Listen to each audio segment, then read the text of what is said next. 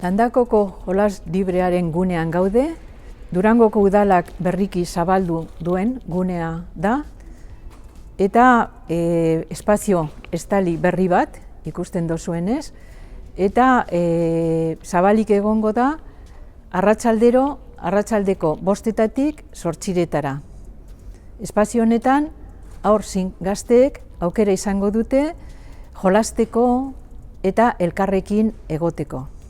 Ekimen honek lotura dauka udalak martxan jarri dituen beste ekimenekin.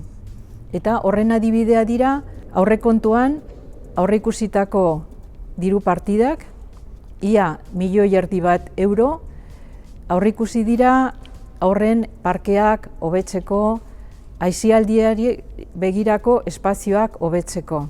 Berriki zabalduko dira 2 espazio, Intxaurrondon, ludoteka bat eta gaztegune bat. Ekimen guzti hauekin, espero dugu gazte eta aurren garapen integralean laguntzeko, baliabideak eskaintzeko. Baina baliabidez gain garrantzitsua iruditzen zaigu partaideak parte hartzea. Eta horretarako hainbat foro jarri ditugu martxan, beraien artean aurren kontseilua, gazteen foroa, aisialdi maila eta Durangoko familiekin ditugun harremanak.